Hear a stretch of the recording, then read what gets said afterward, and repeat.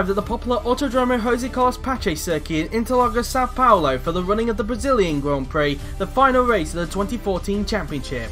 Coming into this weekend, the remaining 5 drivers for the 2015 season have been announced. The first team news is that after so much speculation, Mercedes have announced that current Williams driver Will Neller will join the team in 2015 to partner alongside 2014 champion Jay McKenzie. Will's 2014 season hasn't been as good as last year when he was at Lotus as a result of a shaky first half of the season where he was constantly outpaced by Frenchman Romain Quarg. However, in the second half of the season, Will has been able to demonstrate the pace that he had last year with 3 wins to his name in Belgium, Italy and USA. He currently lies 3rd in the Drivers' Championship and has a slim opportunity to take the runners-up spot by the end of the weekend. His move to Mercedes will be a sigh of relief that he has a drive in 2015, and he hopes this move will finally give him a World Championship that he's been craving for ages. This news means that Waze Cuba will potentially have to sit on the sidelines in 2015, as just like the man he succeeded last year, George Roque, he has been left without a drive. The second team news comes from McLaren, as they have announced that after a close contest, the man who will partner alongside Franco Lopez in 2015, that man being current Sauber driver Oliver Glazebrook. Oliver has had a shaky 2014 season where for the 3rd year in a row he is currently being beaten by his teammate in the Drivers' Championship. However, the second half of the season has been rather kind to Oliver as he has been able to get a good amount of points in the bag, with most of them coming from his first ever podium at the Singapore Grand Prix. His move to McLaren next season gives him a breather as he thought for a moment he would be out of a drive, and he will look to help McLaren in their development when they switch to Honda Power in 2015. The third team is that the new American team Haas have announced their second driver who will be the first GP2 graduate of 2015. That man being Polish driver Bartosz Klos. Bartosz has had a very good rookie year in GP2. He currently lies 3rd in the Drivers' Championship as a result of winning the previous race at Estoril. There have been some shaky moments for him during the season, but they have been overshadowed by a lot of brilliant performances along the way. He'll be looking to relish the opportunity in the top class next year and will also be looking to help Haas in their first ever year. This news means that the team will field an all-Polish lineup, with Kirishima De Rosa being announced earlier in the year. The fourth and final team news of the 2015 silly season is that Marussia, who will be renamed Manor Marussia in 2015,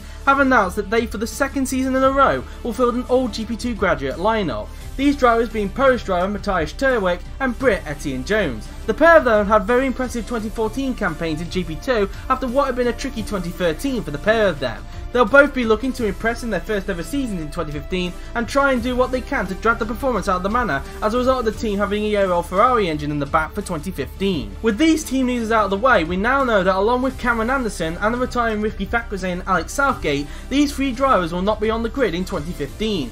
These are Caterham's Julius Anderson, Force India's Michael Mocho, and the biggest one being Mercedes' Waze Cuba. However, some of them, potentially all 3 of them, will still have a job in the top class as some of the test drivers have been announced for 2015. These are the test drivers confirmed so far. Ferrari will yet again have Jared Fosbury, Red Bull will have Isaac Fachiret, Force India will keep hold of Michael Mocho, Sauber will have Julius Anderson, Marussia will rehire Daniel Adventure to be their test driver, and Lotus will have the services of Taravi Nalterion. The other 5 teams, Mercedes, Williams, McLaren, Toro Rosso and Haas, are still yet to announce theirs as a result of drivers who have been offered a role still needing to decide whether they want to take it.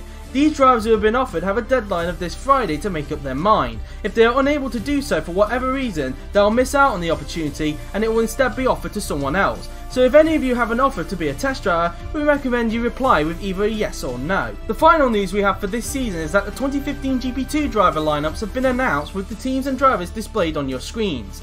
Champions Trident will have the services of Jamie Griffiths and Ferrari test driver Jared Fosbury. Rappers will retain Snezana Radovodic and she'll be joined by DTM runner-up Lean Campana. Racing Engineering will retain Paolino Tomaselli and he'll be joined by Gabriel Gomez, who will enter his 8th successive season in GP2. MP Motorsport will have Formula E graduates Max Skillen and Alessandro Tomaselli, who is the cousin of both Lorenzo and Paolino. Downs will retain Isaac Fachiret and he'll be joined by Thomas Pascal. ART will have Taravi Nalterion and DTM graduate Robin Kierles. Carlin will have Henry Watson and Rodrigo Gomez, who is the younger brother of Gabriel Gomez. Arden will have Formula E graduates Felix Krebs, younger brother of Lucas, and Canadian Angus Munro. Russian Time will retain Daniel Makama and he'll be joined by DTM graduate Maxim Titkov. Campos will have Nicholas Zorbach and Andre Videri, and the new Statos Grand Prix team will have Formula E graduates Noel Schlegel and Laura Chung, meaning that GP2 will have 2 women in the series next year. Hashtag girl power, I say.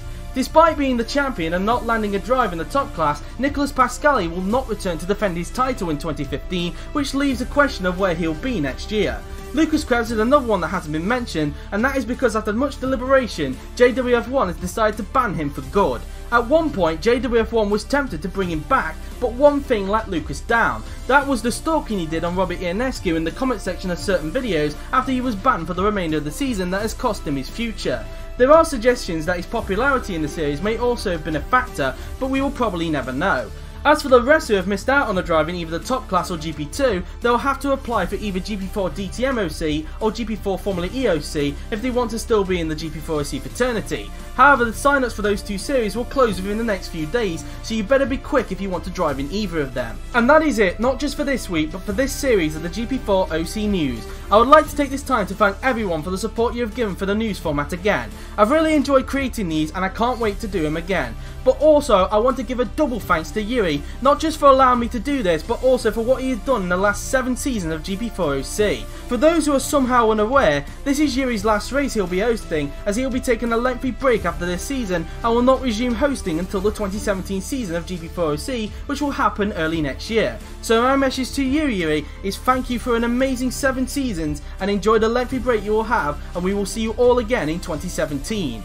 As for the present day, the GP4 OC news will return midway in 2015, where it will last for 9 episodes as a result of there being 20 races in 2015 due to the Nürburgring being reinstated on the calendar. But until then, I have been Manor F1, your temporary host for 2015 and 2016, and I will see you very, very soon.